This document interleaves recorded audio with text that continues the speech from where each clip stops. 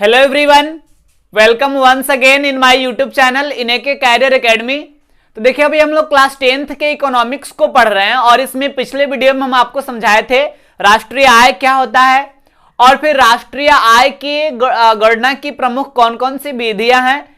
और आज के क्लास में हम आपको बताएंगे राष्ट्रीय आय की गणना में कौन कौन सी कठिनाइयां होती है, यानी difficulties in calculation of national income.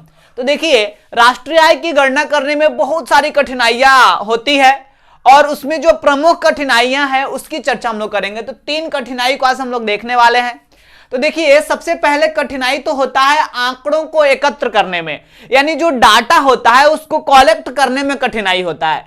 और रियल मायने में देखा जाए तो यह कठिनाई भारत जैसे विशाल जनसंख्या वाले देशों में और अधिक बढ़ जाती है। कुछ ऐसे कंट्री जो काफी छोटा है, जहां की जनसंख्या, जहां लोगों की संख्या बहुत कम है, वहां ज्यादा दिक्कत नहीं होता है। लेकिन भारत जैसे जनसंख्या प्रधान देश में मतलब अलग अलग क्षेत्र से डाटाओं को कलेक्ट करने में, आंकड़ों को एकत्र करने में बहुत परेशानी होती है। और अगर किसी कारणवश आंकड़ा सही ढंग से कलेक्ट नहीं हो पाया, आंकड़ा सही उपलब्ध नहीं हुआ, तो फिर सही राष्ट्रीय आय का आकलन भी नहीं हो पाता है। यानी सबसे पहला दिक्कत होता है आंकड़ों को एकत्र करने में। आप सोचिए अलग अलग प्रकार के, जैसे मान लीजिए कि हम आंकड़ा एकत्र करने को चले हैं तो फिर अलग अलग प्रकार के व्यक्ति के संपर्क में हमें जाना पड़ेगा। अलग अलग व्यक्ति का व्यवहार अलग अलग होता है हमारे प्रति। अब देखिए कुछ व्यक्ति ऐसे हमें मिल जाते हैं जिनका इनकम कुछ और है, बताएंगे कुछ और, उनके अंदर जागरूकता ही नहीं है कि नेशनल इनकम का मतलब पता सही तरीके से लगना चाहिए, ये कैसे क्यों जरूरी है देश के लिए।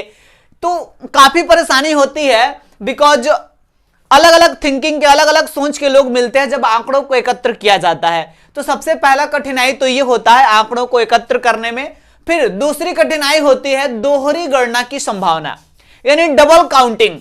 प्रॉब्लम ऑफ डबल काउंटिंग यह भी एक प्रमुख कठिनाई है राष्ट्रीय आय की गणना में। और देखिए इसके अंतर्गत क्या होता है कि कभी कभी एक ही व्यक्ति की आय 2 बार जोड़ लिया जाता है। जैसे हम जब राष्ट्रीय आय की गणना कर रहे हैं तो एक व्यक्ति की आय को कभी कभी 2 बार मतलब जोड़ लिया जाता है। और ऐसे करने से क्या होगा, जो हमारा राष्ट्रीय आय निकला हुआ रहेगा वह शुद्ध राष्ट्रीय आय से अधिक बढ़ जाता है। मान लीजिए कि बहुत सारे व्यक्ति की मतलब बहुत सारे व्यक्ति के इनकम को हम 2 बार काउंट कर लिए हैं, 2 बार जोड़ लिए हैं, तो हम जिस इनकम पे पहुंचेंगे वह हमारे देश के शुद्ध राष्ट्रीय आय से अधिक हो जाएगा। बिकॉज इसमें हम कुछ व्यक्ति के आय को डबल 2 बार जोड़ लिए हैं, तो इससे देश की आर्थिक स्थिति का सही पता नहीं लग पाएगा।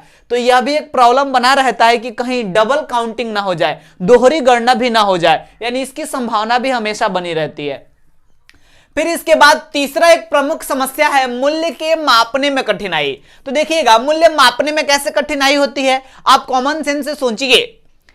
किसी भी वस्तु को मतलब बाजार में बहुत सी स्थितियों से होकर गुजरना पड़ता है और अलग अलग स्थितियों में उस वस्तु का मूल्य भी चेंज हो जाता है। जैसे सोचिए जहां चीनी उद्योग की बात करें, चीनी जहां कारखाना स्थापित है, चीनी उद्योग है, वहां पे चीनी का मूल्य अलग रहेगा, वहां पे चीनी का मूल्य काफी कम रहेगा। लेकिन जब वह चीनी थोक विक्रेताओं के, जैसे कल कारखानों के पास से वो थोक विक्रेताओं के पास पहुंचेगा तो वहां पे चीनी का मूल्य जो है उसके अपेक्षा अधिक बढ़ जाएगा। थोक विक्रेताओं से यानी जो होलसेलर्स होते हैं वहां से जब रिटेलर्स के पास जाएगा यानी खुदरा विक्रेताओं के पास, तो वहां चीनी का मूल्य और बढ़ जाएगा। इसका रीजन है, इसका कारण यह है कि बीच में ट्रांसपोर्टेशन यानी परिवहन खर्च बढ़ जाता है, एडवर्टाइजिंग वगैरह का भी खर्च बढ़ जाता है और साथ ही साथ जो मतलब बीच में जो विक्रेताएं आते हैं, जो व्यापारी आते हैं, उनका प्रॉफिट भी उसमें जुड़ने लगता है, जिसके चलते लास्ट स्थिति तक पहुंचते पहुंचते वस्तु का रेट जो है, वस्तु की कीमत काफी अधिक बढ़ जाता है और इस कारण से मूल्य को सही ढंग से मापा नहीं जा सकता है। यानी जब हम मूल्य मापने चलते हैं तो एक ही वस्तु है, अलग अलग स्थिति में कारखाने में उसका मूल्य अलग है, होलसेलर के पास उसका मूल्य अलग है, रिटेलर के पास उसका मूल्य अलग है। तो इस प्रकार काफी कठिनाई होता है वस्तुओं के मूल्य को मापने में। और चूंकि हम जब राष्ट्रीय आय की गणना कर रहे होते हैं तो तो उस समय सबसे अच्छा विधि माना जाता है उत्पादन गणना विधि। तो वस्तुओं का, सेवाओं का उत्पादन से हम राष्ट्रीय आय की गणना करते हैं, डायरेक्टली आय को मापना नहीं होता है इसलिए। और उत्पादन से जब रिलेट करते हैं तो किसी भी वस्तु का जहां उत्पादन होता है, उत्पादन क्षेत्र पर उसका जाहिर सी बात है मूल्य कम रहेगा, और जैसे जैसे अलग अलग स्थिति पे पहुंचेगा उसका मूल्य जो है बढ़ते जाएगा। तो इस स्थिति में मूल्य मापने में भी कठिनाई होती है। तो ये 3 प्रमुख कठिनाइयां हैं राष्ट्रीय आय की गणना में। अब आइए इस तीनों को एक नजर में हम देखने की कोशिश करते हैं। देखिए, राष्ट्रीय आय की गणना में निम्नलिखित कठिनाइयां होती है। पहला क्या है? आंकड़ों को एकत्र करने में कठिनाई, यानी difficulty in collecting data. Bharat जैसे विशाल जनसंख्या वाले देश में सही आंकड़ों को एकत्र कर लेना एक बहुत बड़ी चुनौती होती है। यदि सही आंकड़े उपलब्ध न हो तो राष्ट्र के विकास की सही स्थिति प्राप्त नहीं हो पाती है। फिर दूसरा कठिनाई क्या है? दोहरी गणना की संभावना, यानी पॉसिबिलिटी ऑफ डबल काउंटिंग। राष्ट्रीय आय की गणना करते समय कभी कभी एक व्यक्ति के आय को 2 बार जोड़ दिया जाता है, जिससे प्राप्त राष्ट्रीय आय शुद्ध राष्ट्रीय आय से अधिक बढ़ जाता है। तीसरा देखिए, मूल्य के मापने में कठिनाई, यानी difficulty in measuring the value, यानी किसी भी वस्तु को बाजार की कई स्थितियों से होकर गुजरना पड़ता है।